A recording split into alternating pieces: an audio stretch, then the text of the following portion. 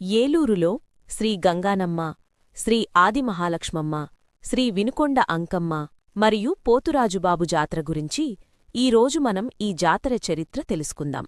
పూర్వకాలంలో ఏలూరును హేలాపురి అనే పేరుతో పిలిచేవారు.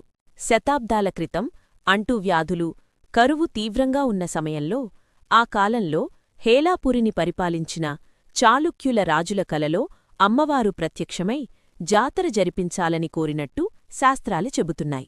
ఈ జాతర నిర్వహించడం ద్వారా అమ్మవారు ఏలూరు ప్రజలను, ఇక్కడి పంటలను, ఆరోగ్యాన్ని, సంపదను కాపాడుతుందని ప్రజలందరి గాఢమైన నమ్మకం. అప్పట్లో ఏలూరు గ్రామంగా ఉన్నప్పుడు అందరూ ఒకేసారి ఈ జాతరను జరుపుకునేవారు. కాని కాలక్రమంలో ఏలూరు నగరంగా విస్తరించడంతో తూర్పు వీధి, పడమర వీధి మరియు పవర్పేట ప్రజలు తమ తమ ప్రాంతాల్లో వేర్వేరుగా జాతరలు జరపడం ప్రారంభించారు.